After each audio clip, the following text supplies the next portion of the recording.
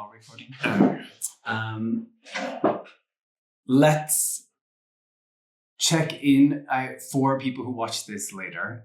The first question that I have for you is, what kind of games do you run in our league? I guess my answer is all kinds of games, more than all kinds in the sense of catering to every type of audience. It's more like I write because I have a need to write whatever, and whatever I write, I run. Chaos. Chaos, a little bit controlled. Yes. What about you?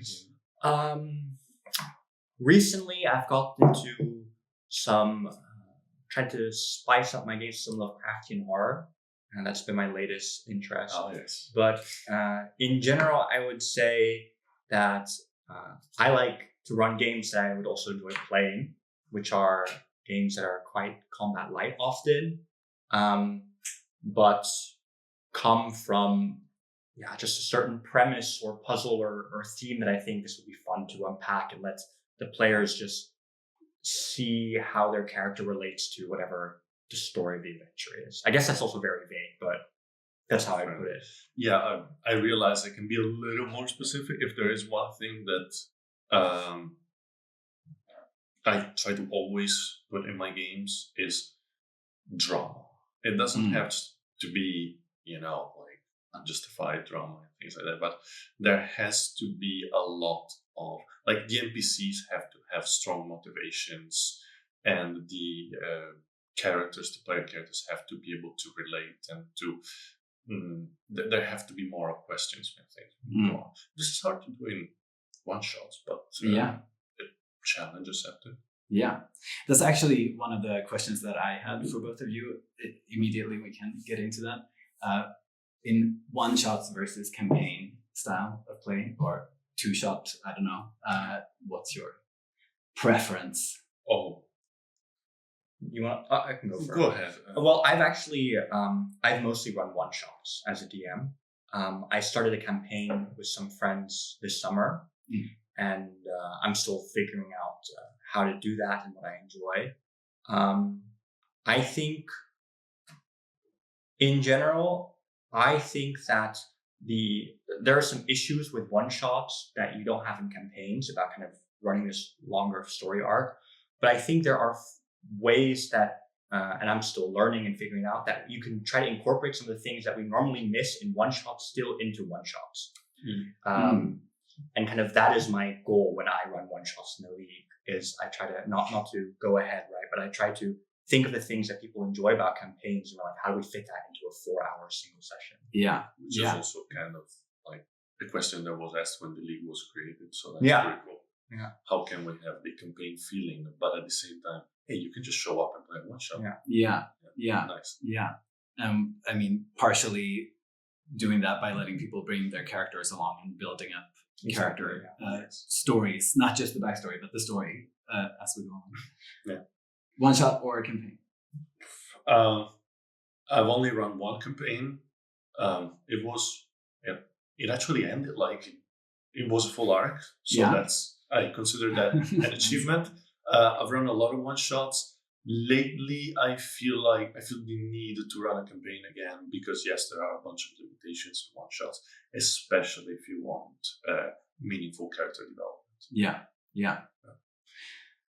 Yeah, I think actually, I feel like I've fallen somewhere in between while playing in the league, because this is the first time I'm DMing is in the league. So I'm trying to almost run a campaign, but part of it is sort of one shots for other characters. Yeah.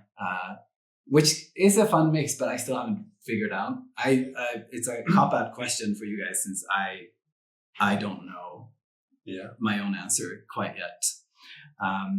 It actually brings up one of the questions that we received ahead of here. That's, I think, for Jamie, but because this is something you've done, but perhaps everyone can answer it. Especially in terms of the one-shot, playing one-shots. How do you work character backstories into your sessions? Yeah, I mean, I think what I said before with trying to figure that out as well, right? I think that is, as Edoardo said, one of the things that we're missing from one shots in general, right? And I think the league is trying to bring in, right? So how do you get these character backstories, character development into the one shots? And so, I mean, from a very practical standpoint, and this sort of surprises people, is as a DM, I'm very nosy, and I go and I read other players' session logs. So they submit kind of what their character experienced in the session. And when I know that they're playing on my Titan, I go and look and I just read a little paragraph where they say what their character did. They're there for a reason. Exactly. And I think it's really fun to just kind of just slip those references in sometimes. So that's kind of really what I started with just kind of like, I think the first time I did this, I slipped in a ghost of a character that one of the players let die in a different session, you know, and it was just a bit of a little funny, like, oh, you remember this sad girl who you let die a couple of weeks ago? And that was, I think, fun for some shock value. Yeah. I think if I made there was more shock value because you were not the DM on the other session. Yeah. Like, no one was expecting. No, exactly. But so very practically, it's just about, you know, sneaking in and reading these session log things.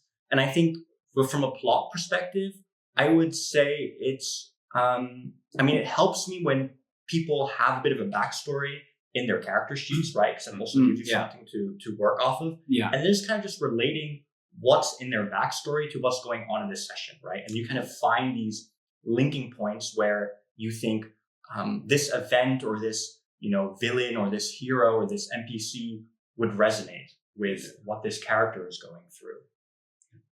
Yeah. I have to say that, like, I have lots to learn, especially from what you do, but in general, because when I write one shots, I try to involve the characters, but in a more one size fits all way, in the sense that I create one self-contained situation where there are NPCs in conflict with something for some reason, and I use themes so that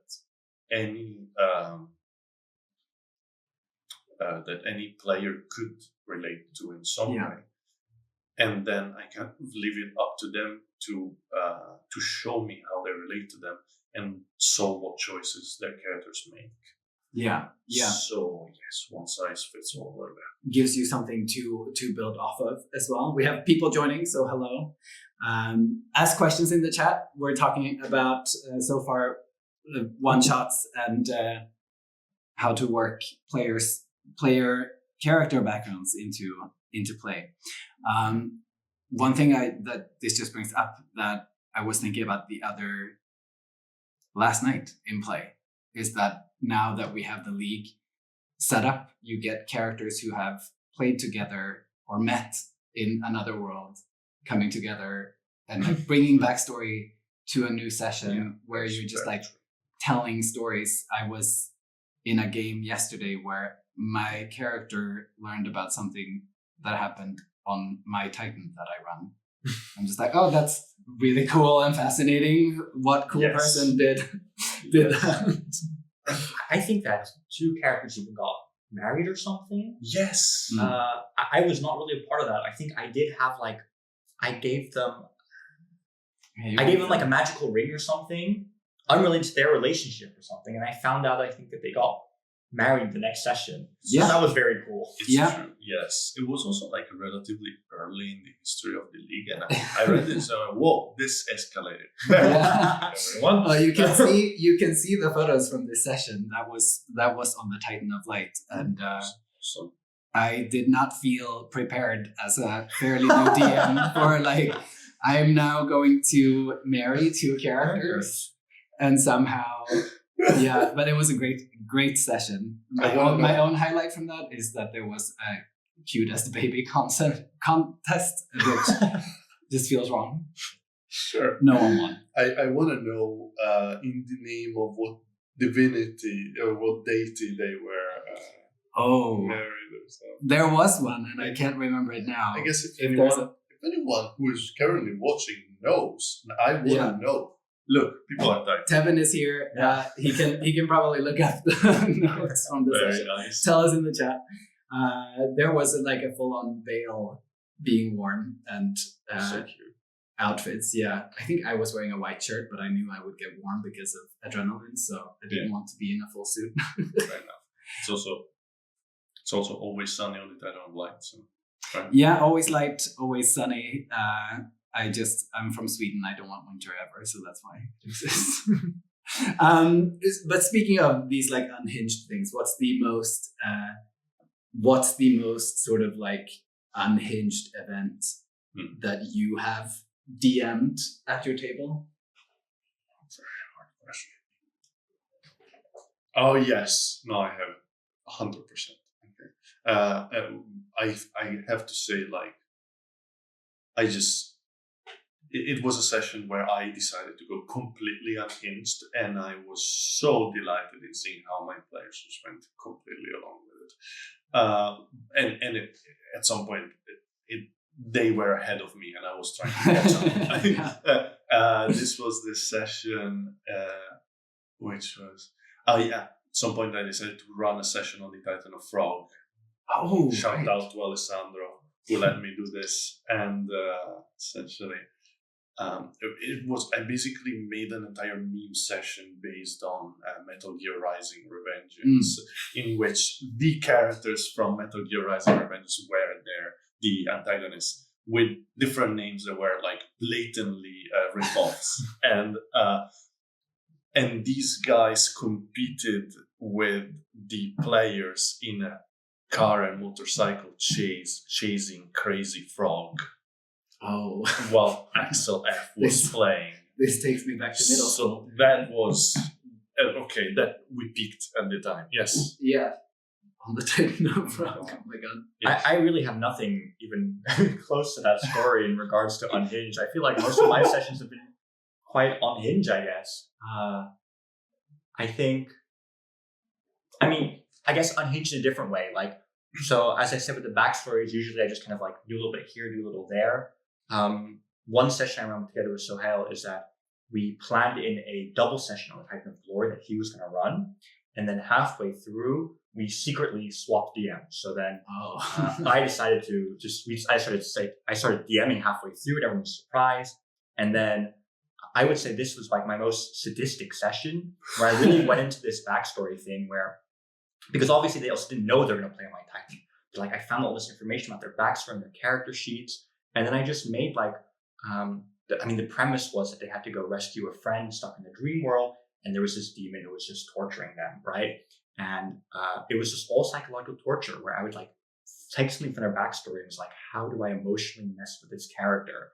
And so I made, for instance, Kevin's character re-experience his parents abandoning him.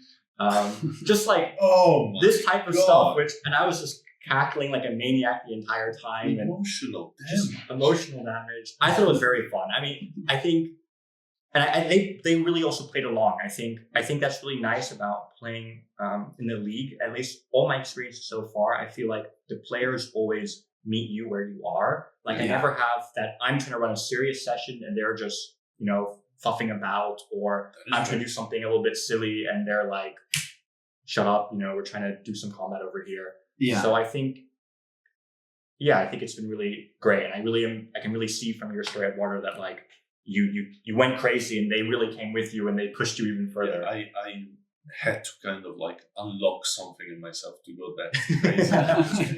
It sounds really fun. I had inhibitions before doing it, but then when I started, oh my god. I also, on this topic, I have to share that at the League launch event, I started my session with the TPK. Oh. Like, legit. Like a fight in which the enemies killed the characters. It was not like off screen or just they died and they were cool with it. I was like, guess I'll have snacks.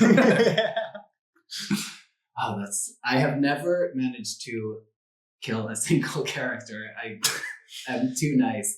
I homebrewed monsters to do that. They dealt like 156 damage per attack. Yeah. Okay. Well, I've had since the beginning incredibly powerful stat blocks for creatures near my players, but they're allies. So it's more so just like, I'm your ally, but if you were to cross me, it would be an insta kill. But also, if you're in trouble, then I can just Captain Marvel into the Yeah. Oh, yeah. Okay, that was from Backstories to Unhinged. I have I'm getting comments here that Waco keeps trying to be my first death by not having good stats. Unfortunately, Armpit is too clever with his solutions to problems. I think Ege has made a character which he wants to be like a robot that is just like versions of itself in the future because they're gonna keep dying. Yeah. So if you want to kill a character, get Ege to play his. I think it's an auto on your Titan. Nice. And I'm sure he'll be happy to die for the cause. I want to do a really dangerous session at some point and just test it out. I think for me, this can be another question that is improv, but for me, a lot of DMing, or especially getting into the league, both with DMing and playing, is to test out what I actually like in terms of how to run a game or something. Is there anything for you that you've been very decidedly just like, okay, I'm going to try this thing this time? Either it's worked out and changed your DMing style, or it's like been not worked out and therefore reinforced your DMing style?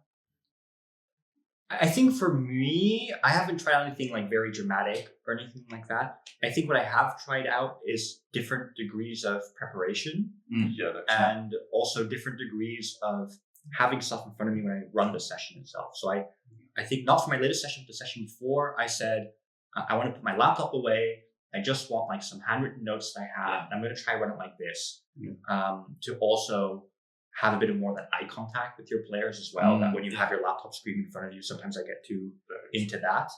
And it worked okay. I wouldn't say it was a complete success or anything, but I think it's also just fun to try out different things and see what works. I think I'm still trying to find the perfect balance of preparation as well as I get more comfortable with improv. Depends on what you are running. Some things require the numbers. And especially, when I'm doing stuff with my players' backstories, that just requires some time reading into them and then thinking about kind of like how might they relate to the story that we're takes work to engineer trauma. Exactly. It's an art form. For me, I would say definitely the degree of unhingedness that happened during that session was something that I tried out and that I really want to do again. I promise. Now, with that being said, I also tried basically the opposite, which was a very serious, I guess, Souls-like session. Oh, right. In which there was lots of drama, and I actually had like entire paragraphs to read out, which I never do usually. And there were no NPCs that were willing to give any information to the players. It was just because that's Dark Souls basically, right? It was just environmental storytelling, which was also a challenge. Yeah. And that was also a big yes. Yeah. I want to do that again. It's really difficult though, and I didn't play in the session unfortunately, but it sounds really fun. But I really struggled with that in the session that I ran for you guys. And I even ran for the second time, where they were locked in this vault and they were trying to deal with some Lovecraftian horror, but there were no NPCs. It was just notes left by spoilers, the players whose minds had been wiped and come here in the past. Which means I had to prepare all the information I wanted to feed the players, and then I couldn't give anything more. So I really got stuck, and I have to admit, I apologized at the end to Edoardo and the players. I was like, I think the notes I made this time were a little bit too convoluted, and I didn't know how to fix it anymore because there was no NPC to be like, by the way, actually do this. But it was also fun. I actually I don't really think the problem with that session was that the notes were too convoluted, but I guess the part that we didn't grasp is that, hey, this is a Lovecraftian session and it ends like a Lovecraftian story. There is no solution to this thing. Well, you can add one grain of sand to be a solution, but otherwise, no. We were looking for a solution, especially since it was a one shot. Yeah, we're looking to win essentially. Yeah. No, I agree. I think what as I DM more on the Titan, I think in general it's very important. I think it's good to be very explicit about the type of adventure that you're running, and I like the fact that. I guess, based on the fact that you asked this question, that I've developed a certain reputation for the type of sessions I run, because I think it's fun to be able to be like, this is what I like and this is what I sign up for, I played the opening session, the opening day. One of the players who I hadn't played with before was at my session. Very nice. But I could tell was quite annoyed by 3/4 of the way through because there had been no combat yet. It was like 3 hours of a 5-hour session. And I really don't think there's anything wrong with that. And he was very nice and he participated the whole time, But I really till the end of it, it's like, he's probably not signing up for my session again. And I think that's great, I think you have so many DMs, and there's all these different styles. And I think what is so fun about, as you said, Anders, before, that when you DM, you also find out kind of like, what type of player do I want to be? What type of adventure do I want to run? What do I find interesting? And that's why I started DMing, actually, because I was like, this is the type of game I would like to play, and I'm just going to do it myself. That is like how you become a DM. I'm getting messages here. Waco loves stuff like that. The mind wiped messages, and Tevin confirming it was very fun. So I'm glad. You have something there. Actually, this is something we had a brief chat about before as well. Like running the thing you want to run for yourself, which makes me think of how you start becoming a DM. I want to know a little bit how did you actually become DMs? It can be the short version, like this was the day or something, but I'm intrigued. So my first contact with D&D was while I was in London, and at some point someone just told me what D&D was, and it was super cool. But then I never actually got to play it until COVID came around, and my Shaolin Kung Fu Society from London was scattered across the world, and we came together playing D&D online. And so I found out, hey, wait, I can write this stuff. Like I just really wanted to create stuff. I was like, this is kind of an accessible way to tell stories. So I started writing a bunch of stuff, and then I DM'd it. Was honestly kind of a mess when I started, but that is it. Were you writing like world or specifically adventures, or? I wrote first of all, I wrote a one shot, which was, by the way, inspired by Dark Souls, of course, and full of references. And then I saw, hey, I like this, and I started world building and making an entire campaign based on Bloodborne meets Interstellar. And and then I ran it for some friends, and then I ran to halfway, and sure, it was a thing. It happened. It wasn't the greatest success, but it definitely got me into the groove. Yeah. What about you, Timmy? Yeah, I mean, I would like to second the fact that I can still remember the first session I DM'd, and looking back, it was quite a very flimsy story, and I would not run that session again, but it's fine, you have to start somewhere, and the players have relatively fine time. I played a bunch before I started DMing, and I started DMing because I played with wonderful DMs, and I played a lot of wonderful one-shots. But for me, what got me into D&D was games like Dragon Age and Mass Effect, like these BioWare games that I played when I was much younger. And what I love about those games is kind of like when you were faced with kind of like that moralistic choice, like you said, like, oh, do you save this character, do you save that character? Do you there's this monster, do you kill it and, make this race extinct, or do you try to let it go, right, for all the consequences that would be? And I felt that was missing from the D&D that I was playing. And so I'm like, well, fuck it, Yeah. I'm just going to do it myself. This is the game I want to play. This is the game I want to play. So most of my early one-shots were just, straight rip-offs of plots from like BioWare and Dragon Age and whatever. And I just like, I would like to see what my players would do if they were put in this position. I find that very interesting. And that's how I got into it. And I just started doing it more and more. I ended up liking it more than actually playing myself. Yeah, I think I do too, actually. The choice thing is something that I actually came to much later. I realized basically, well, the main player interaction with the world that happens in D&D is making choices, making meaningful choices. Because I have always been a huge video gamer, and so I was very focused on things like combat and mechanics and things. But eventually I figured out, in D&D, you get to make these choices and they get to mean the world. So as DM, I started really putting work into that. No, I agree. I mean, I think Baldur's Gate 3 is a masterpiece, and crazy, how much choice and consequences built into the game, right? But in general, I think what D&D has over video games is exactly what you say, right? That ultimately with a video game, you have to program these choices and consequences in there, right? And with D&D, really the beauty of that to me is just it is completely open. Yeah. And I think that is what I would like to exploit the most when I run as a DM, right? That's why I incorporate these backstories, because a video game can never do that for you. I can never run a combat as good as many other DMs, or even close to how fun it might be to play in a video game, But this I can maybe do, I wouldn't say better than Baldur's Gate, right? But at least what I can do is different than what Baldur's Gate can do for you. Yes. And to me, that's why I keep coming back to D&D. Yeah. So no, I really find myself recently, because I also play a lot of video games, I start playing and I'm just like, what do you mean? 3 choices. What if I want to walk around the building? Exactly. Exactly. Yes.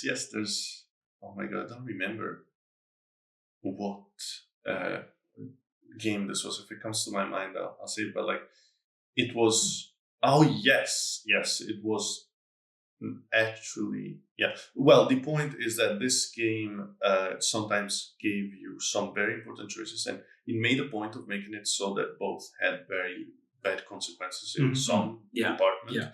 And I always thought, wait, but this is just the reason we only have these 2 choices, these 2 options, is that the characters are just extremely immature. What if I want a middle ground now?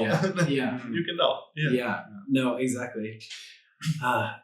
But what else in terms of if we would be looking at video games, etc. Do you have other pieces of culture that informs your DMing or your preparing games? I think it's important that you do. I remember, I can't remember if this was I think it was an interview with the person who made Legend of Zelda. And he talked about how he was inspired by Legend of Zelda because when he was young, he lived in the countryside or something, and he just loved exploring these caves, and that became the basis of the game. I think it's really important to have inspirations for these stories that are outside of the genre you are working in. I once, this was a medium session. I'm not very happy with how the story ended up, but I tried to write a session based off of what's it called? This story by, I think, an Argentinian author about this library that contains all the information in the world. Like the Library of Babel or something like that. But what it actually was kind of a session about how I hate ChatGPT. Wow. And I don't know, just sometimes I think it's fun to have some theme or something in your head, and you're let's make it about it. Yeah, I love it.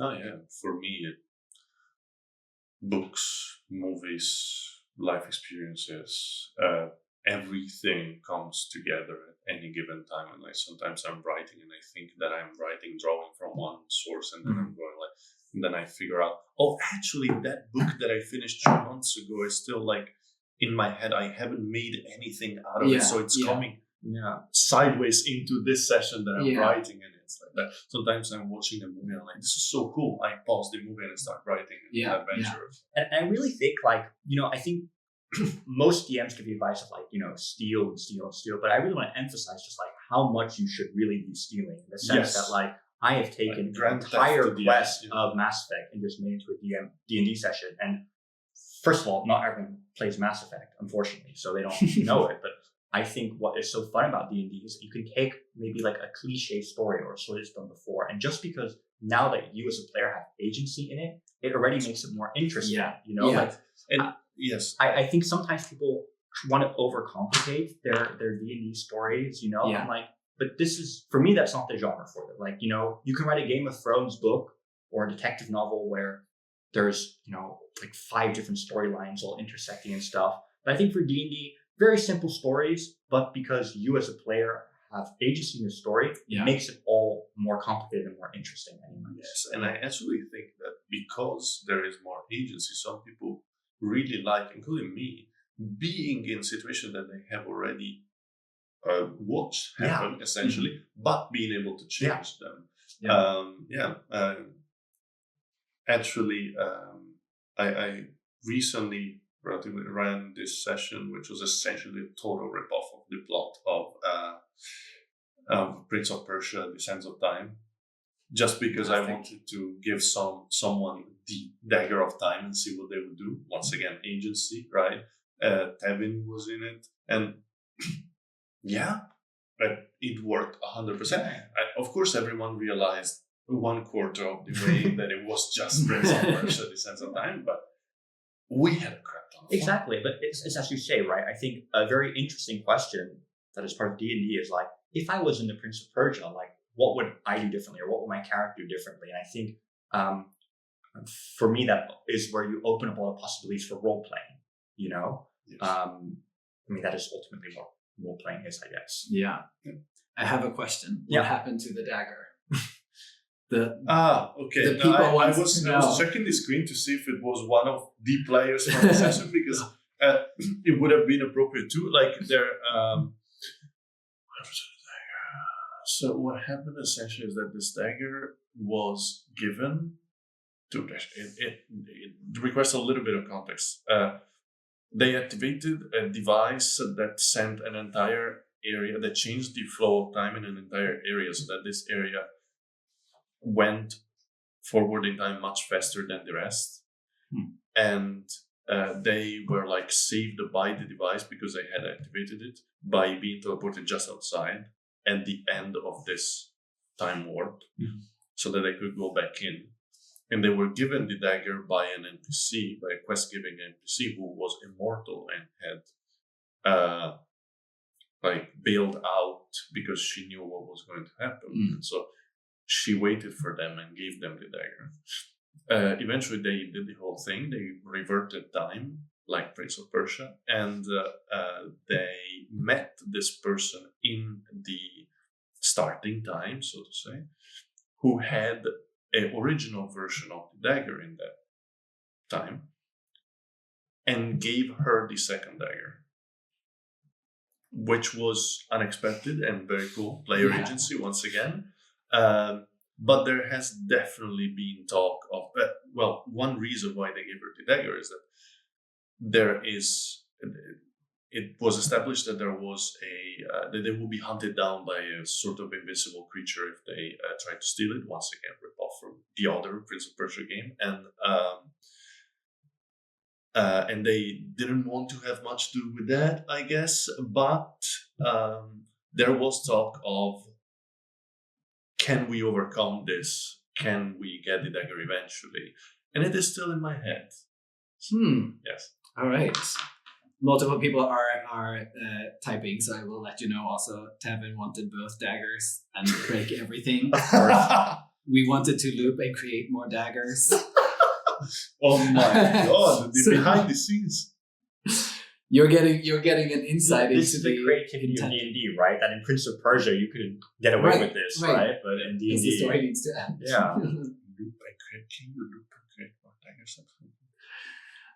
Well, we will find out. A cardinal sin of D&D storytelling is introduce time travel in your story, because it just means like, oh god, how am I going to figure this out? Burn me at this stake. I'm kidding. Yes. The reason the question was asked was because Waco wanted to know how Tevin, Belith tried to mess with it. Well, There's a whole conversation going on now. Amazing. Speaking of time travel, I think this might have to do with that. This might have to be a fast answer. Okay. Eduardo, what are the concepts after max power? I don't What?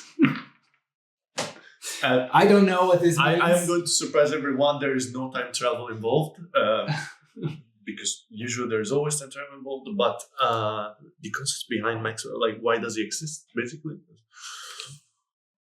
The concepts after max power, I don't know. I don't know what max What? power is. I don't know. I don't know. So Can you max give some power. context? Max power is one of my characters. Okay, yes. Already having to specify that is hilarious. Gotcha. Because it's max power with 2 R's. Yeah. Max power is Anyway, I'm not sure exactly if the question is where it Maybe came from. what is the concept of max power then? Okay. I've met max power. I've had this name in my head. I had this name in my head for a while, and at some point I had to create a new character for a low level session. I think your session, and I was like, cool. I've created serious characters so far, and it's gonna be all the memes. Like, I went unhinged, and how do I make this name make sense? And I created this guy who is kind of like doesn't give a shit to the point that he gets in trouble because he doesn't give enough of a shit. And the most egregious trouble he got into is that his superiors at his temple performed surgery on him and replaced his heart with a battery, the arcane battery. And now his job essentially is to go on a divine quest, paladin, so to say, quest to increase the power of this battery. Which you can see whenever he uses like his Azimar abilities or his paladin abilities, just heat, light coming from his eyes. It's Oh yeah, he's from the Titan of Light.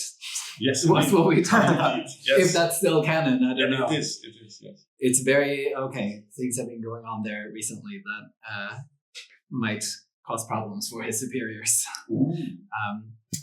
We can give spoilers. Well, my players have had spoilers, but the gods aren't real on the Titan of Light. They don't exist. I think you might have known this as a person, but not as a not as a character, indeed. But it is so fun to be involved in these things like this. Yes. Yeah. All right.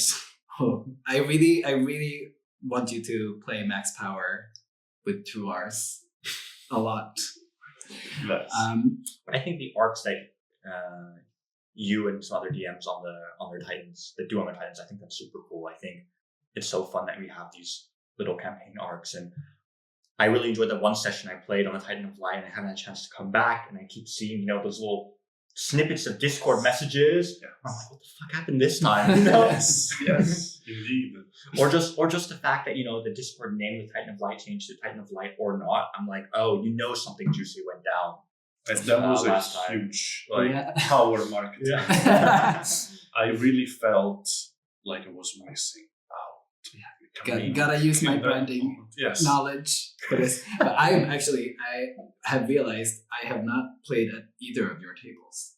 I played a completely your playtest, but no D&D at your table. So we need to fix this as well. Okay. I have a strategy for how I'm gonna get more D&D into my life next year. So that's It's a New Year's resolution. exactly. I That's what need we like. to procrastinate more at work and play more D&D. Okay. I can give you some advice on how to procrastinate better if you want. Let's do another question that we received. This one is actually pretty serious, and I want to answer it because I think it's a really good one. What is the framework of playing a caricature, and when does it cross over to playing a stereotype? What is your stance on playing stereotype at your table? Who the hell has this guy? I do not know. This is a because really the form important is question. anonymous. Wow.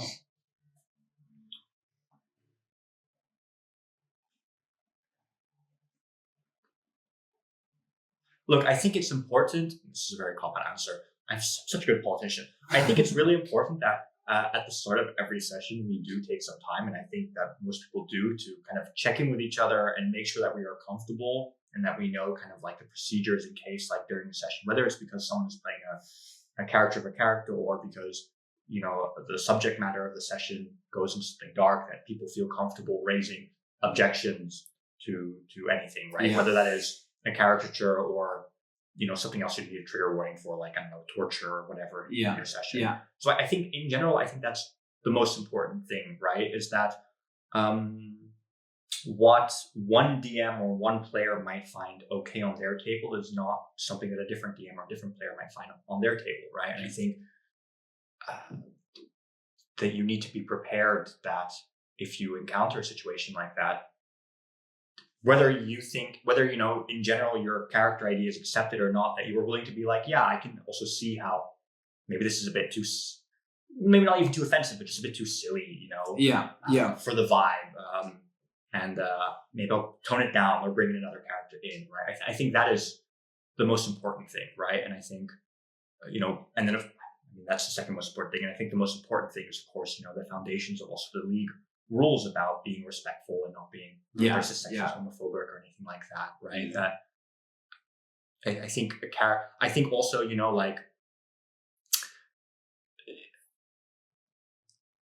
I'll leave it at that. Yeah, Fair enough. It's a good answer. I really think that having the really solid idea of your own safety tools at the table, and actually having a conversation with people at the table to see, you know, who are we? We also play in the league where you have new people at your table all the time. So I am, to answer the question, I'm quite cautious, I think, and I am not sure where something goes from caricature to stereotype. I play a lot of wealthy assholes on my Titan because a lot of people are rich and don't care about anybody else. Yeah. And I'm like, that I feel pretty comfortable with because I tend to rather punch up. Even with, I feel pretty comfortable playing gay characters because I am a gay man, but I still feel like it's more of a chance for me to play different sides of that than to be like, I'm gonna give people the fun gay character just for laughs or something. Sorry. I think yes, the most important thing is that at different tables, different things can go, can slide, but and communication between people is the most important thing. But for example, I include like trigger warnings in my session descriptions. But since the question is what is the line between a caricature and a stereotype, I mean, by definition, a caricature is in this case a character who has some features that have been brought to the extreme. And this doesn't have to be, it can also just be that they have a big nose. Like, that's not a stereotype.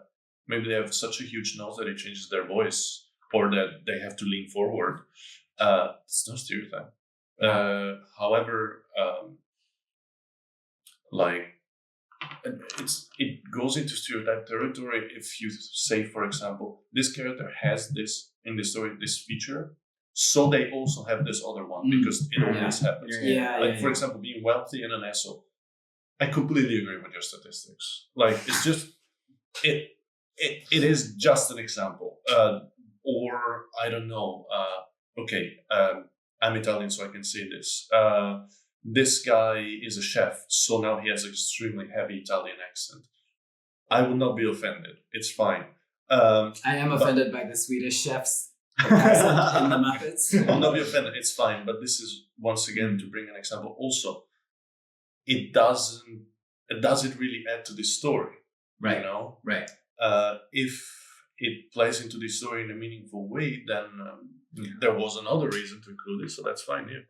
I think also for me, like, if I think back to like my experiences with the DMing, you know, I don't think I've ever been to a play at a table where this has really become a problem. I think the only time I was a little bit iffy about it is, you know, like when it starts looking too much like real life, you know, like if I have characters who's like an elf who doesn't like a dwarf, that's like a standard Lord of the Rings stereotype, but like at a point where like, I feel like, even like your casual jokey dwarf racism is starting to like make me a little bit uncomfortable because it's like, like tone it down, like stop. It starts looking too much like real world racism to a fantasy character. And I think that's fine to engage with these themes in your D&D story, but then I think it's a different type of adventure you're playing, right? And then it's maybe like not like a jokey story, but like, a very serious, richer, mature. Yes. Yeah. Racism exists in the fantasy worlds, and how do we deal with this? And not like a, haha, you're playing a dwarf and I'm going to call you a, what dwarfs are called, every 5 You minutes. play an elf and I'm going to call you a pointy ear. Yeah, exactly. But like at a certain point, if you like say it with a certain like voice, it'll be like, oh, like, yes. Yeah. Just stop. Then it becomes serious. It starts becoming, I think, more real. But that's where, I mean, again, the powerful tool of communication is so helpful. And I think it's even if if someone brought to me that they're like, hey, could you tone this down? Something, then I also know they feel comfortable enough to tell me this, which unless it's just a middle finger and I'll never see you again. That would also be. I would also say the very powerful, important tool of not being racist, sexist, homophobic, or whatever. That should also. This is like, please don't bring this to anywhere. One of the earliest things decided for this league. Yeah. You've heard this, right? When we were already with Emil, we were just thinking like what the league could look like, and we were writing the first rules document. We always just looked at each other like, rule number 1: don't be a dick. Yeah. Don't be evil, but actually true instead. We have messages I'm gonna read real fast. Communal goal: let's all play more D&D in 2026. Nice. Who also confirms that Yana is one of those rich assholes. That's an NPC on the Titan of Light as well. Who she's not smart either. Good answers, everyone. I want to, because we have, well, it's not visible, but we have a set of dice, a D100 here. I really want to try to see if there's something in there to do. So both of you are going to roll the D100, and it's going to trigger a question, and we'll see. There'll be random questions, and we'll see what comes up. Should I go? Yes, go for it. I have those. Net 20. Oh, no. 84. 84. Okay. Have you ever recycled a campaign or adventure idea into a new one? Something that didn't happen or I think you should ask, do you recycle? And I'm like, oh, yeah, ever. Mind your business. Let me see. While I think about this, can he roll for his... I'll allow it. Yeah. Nice. Sorry, ask him for permission. 91. 91. All right. Your question is, what can players do to make you happy as a DM? I mean, there are many things. They can buy me food, pay my rent, but I think more.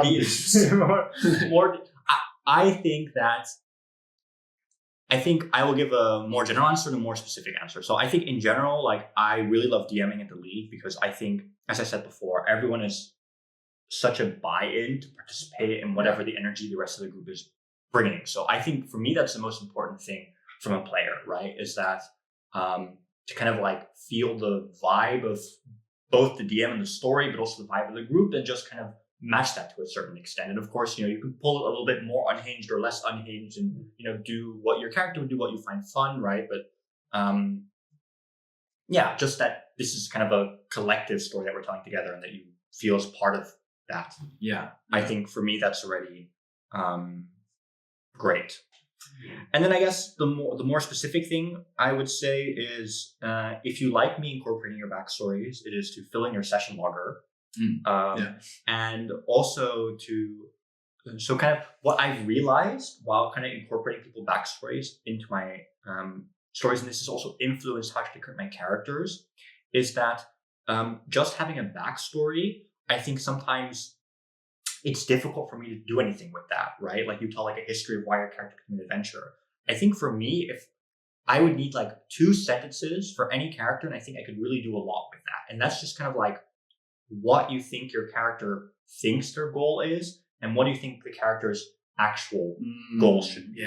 You know? And I think this is a podcast, so I can talk about things I have no expertise about, but I think that's like a classic screenwriting tip as well. Yeah. That they talk about like what your character wants versus what your character needs. Yeah. And it could be like, you know, my character wants to become famous, have a lot of money, or become a popular venture, and my character needs is to like therapy. You know, they all need therapy. And I think just those 2 sentences, if you have that in your on your character sheet, like I can go nuts with that. Yeah.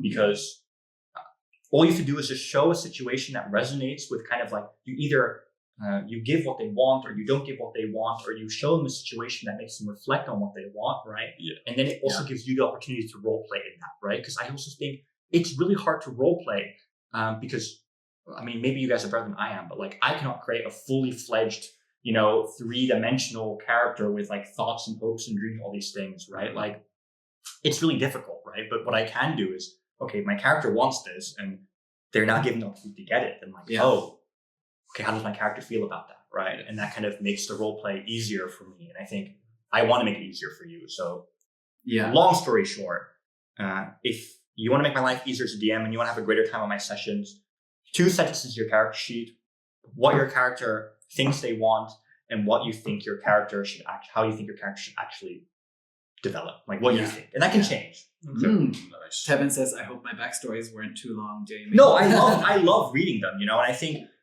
with for instance with Tevin's backstory, right, the one that I really went with was kind of like this experience of kind of like this childhood trauma, right? Yeah. Like I don't remember exactly if they wrote it as trauma, right? So like I just kind of went off. I'm like, I'm going to assume this is trauma, and I'm going to present it again as a traumatizing experience, you know. But if you tell me, you know, my character has childhood trauma, I assume most of the characters do, you know. Then like, assume. There's a reason we're real life. Exactly, right? Exactly. Yeah. Then you can do something with that, right? So I think, and you know, I think ultimately, I think how Tevin's character dealt with it was really fun and a really interesting chance for role playing, where Tevin's character sacrificed his memory of his parents for a magical weapon, which I think was a cool cast development, which is kind of like the character saying like, no, I would like to put this behind me or something, or you know, I don't want this to traumatize me anymore, right? But like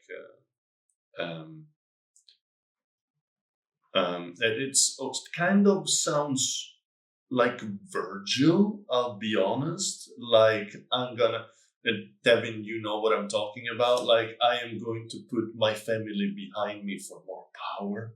Yeah, I mean, like I will resolving trauma. No, as a DM, like I'm not here to judge how your character developments, right? So all I said was as DM, which is this demon offers you the opportunity to turn something important to you into a magical weapon, and then it gives you the opportunity to be like, this is how I want to build my character, right?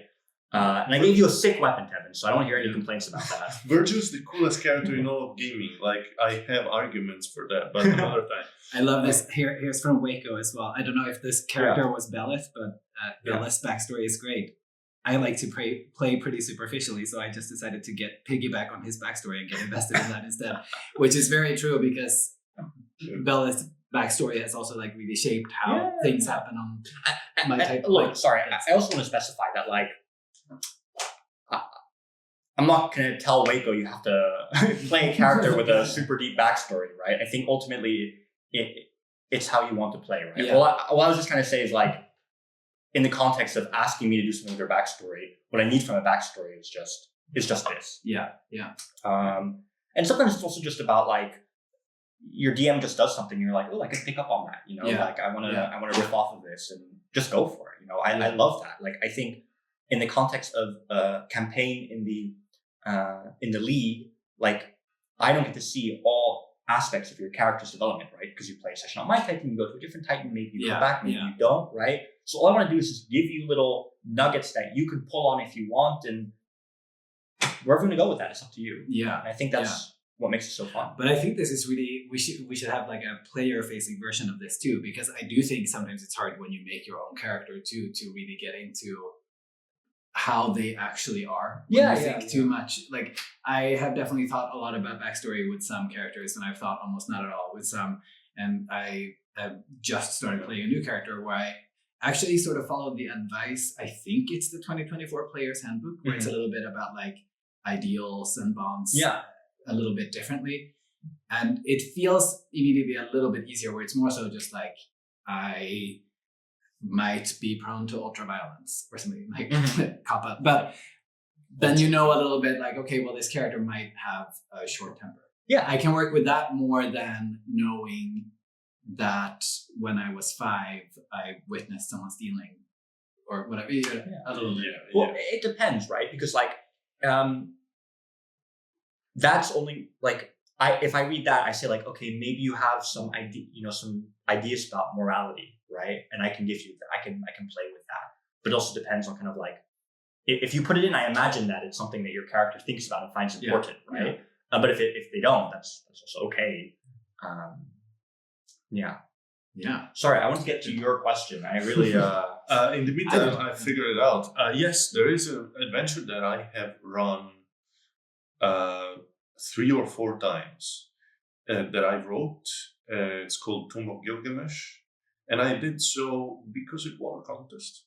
Oh, yes. Nice. And mostly because it's also, the contest was the 1-page dungeon contest. So it's on 1 page. It has a map. It has descriptions. It has everything. I have a couple stat blocks on the side, but so I can just bring you wherever, plop it there, and run it. Yeah, I don't know if you remember, but I played a session with you like 5 years ago in the Armory. It's the one with the harpy, right? The walking.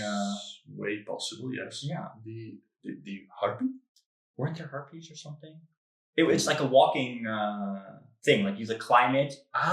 No, actually, that was another one shot from another adventure from the same contest. Okay. It was also super cool. All right. Yeah. So I've done that. I've also recycled a villain's stat block from my time travel adventure into a league boss, which was one-shotted by Bale and I think Ogrim, who did father-son Kamehameha with fireballs. Of course. That was These also players are creative. That was also pretty unhinged. I should have mentioned that earlier. Yes, there was no boss fight in that session. But now I want to play this adventure of yours. Sure. I mean, I can run it anytime. Make it happen. Yeah. I'm currently recycling. I realized after already starting to develop, why wouldn't I develop a second little setting? And I started writing in. Am I rolling? He's right. And I see. I realized after I started developing a setting or like a premise for an adventure, embarrassingly, I'm like, this is the fucking awful sci-fi comic I wanted to write when I was in high school. It's the same premise. I'm just like, you know what? I get to do this. Of course. I'm allowed. I think the more you recycle, the better. Like, I think we should treat recycling content in D&D the same way we treat like recycling in general, like the more the better. Yeah. Yes. Yeah. But also, as you recycle like plastic, it degrades. As you recycle creative ideas, they can actually get refined. Yeah. I also like the idea of recycling someone else's ideas. I'm going to roll the D100. Stealing, yes. Inside each of us exists an awful sci-fi comic we wrote. This is great. It also had werewolves. Bloodborne meets Interstellar. Gay werewolves. We all need it. 44. Nice. You all just have to trust that we are reading the numbers. And we have to trust that there isn't just like 3 questions there and Anders is just prepared. Yeah. We are not fudging our rolls. There is an entire you have to trust us every time. Okay. Holy moly. This question is a little hard for me to answer. What's your favorite session 0 question? Have you ever had a session I have 0? not really ran a session 0. Have you been in a session? No. I started playing D&D in 2023. Yeah. I'm new to this, and I've never played in a campaign. And when I can reroll, actually. That's fine. Yeah. My favorite question would be, what do you want to do? My favorite session 0 question is, how often are we playing? Yes. Oh, yeah. And whether I like that question or not also depends on the answer. Yeah. Ege says to roll on the stat rolling channel. Too late. I rolled Don't worry. 33. There are 3 league DMs here to witness it. But this question is very fun for me to answer, actually. Nice. Describe your "this NPC is clearly me in disguise" character. Good one. It's Godry. Godry, my little, speaking of super gay gnome, who was meant to be a guide in the first session that you played in, where I lore dropped too much, but it was fun. Super nervous, super like, I want to do well and I want people to be impressed by me, and I'm a failed cleric, and I don't know. He's turned out from being a nervous, failed cleric trying to be a tour guide. He's right. As of last session has turned into a half dragon and is very much like the left hand of an ancient silver dragon who runs.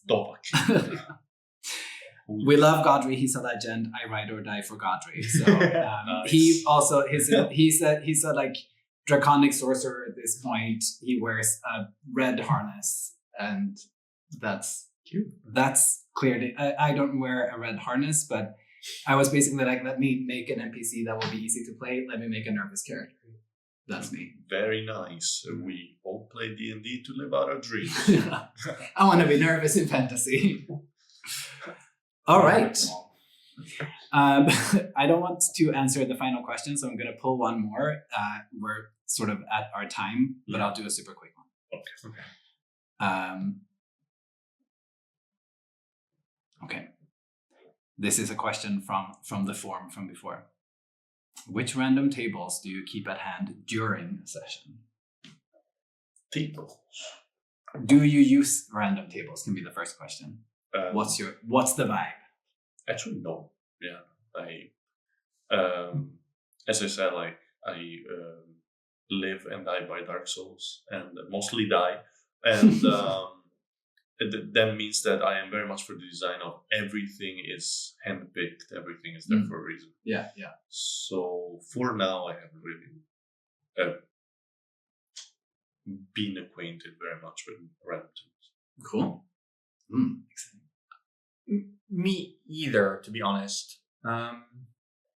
Also, just because I think maybe I've implied I've used a random table before, but I don't know if I've actually ever done the thing the random table said it would do. I know that you were fudging. I was fudging. Yeah. Sure. No, in your session, for instance, like I had one mechanic where, again, the memory stealing things that they would take things off your character sheet. Like you would forget how to cast spells, or you would lose character features and kind of stuff. And the idea was, initially what I thought I would do is I'd roll a die and then count down class features. But I'm like, what's the chance that you use that one class feature on your character sheet in the next hour? So I was just like, no, that's not fun. This is such a cool, not to toot my own horn, this is such a cool mechanic. I'm going to fudge this number. Yeah. It's going to be something that someone uses. Yeah. And I think that's more fun, to be honest. Yes. So I don't think there's anything wrong with using random tables. I just haven't been in a situation where this is what I would like to use. I think for instance, coming up with questions right now, I think this is what random table is for. But sometimes I just fudge it. Yeah. I'm a really fudgy day. By the way, I wanted to mention, I think we should be saying more often that the stuff we make is cool. Yeah. It is cool. It is cool. There's a reason people keep playing at your table as well. So precise, fudgy. I love random tables and I use them all the time. But they are made and they are short. So I craft them based on the setting. Yeah. It's not a random table from online. And people always have to roll at the beginning of every session. And it informs sometimes minor things. And then recently major things on accident. Yeah. But I think I just am drawn to the chaos and unknowing or something. I don't know. Yeah, no, I think it's fair. Scare me. Well, thank you so much. We've had Fireside Fables hang. People are typing, so I'll just give you all a chance to shower us some praise now. But thank you so much for joining. Super fun to get this started. You will be back, I'm sure. I'm hoping this will be a rotating thing with different DMs, and so you'll talk to other people as well sometimes. And I hope if there's someone in the audience who hasn't DM before, that you feel inspired to DM, and that you really don't see it as like something that you need to like prepare so long for or do a test before you can do it. You know, just what you like doing, just do something and it'll be fine. You know, run the session you wish someone else had run too. I think that was a great insight. Thanks very much for this. This was lovely. Thank you for this. Heart, great chat, incredible session. Definitely feeling inspired. Oh, I thought you were talking to us, but you're reading messages now. I feel like we should say our things are cool more, and we should accept the praise. Thank you so much. Thank you guys. And see you next time. See you on a table soon, hopefully. I hope so. More D&D in 2026. Yeah. All right. I'm going to stop sharing now.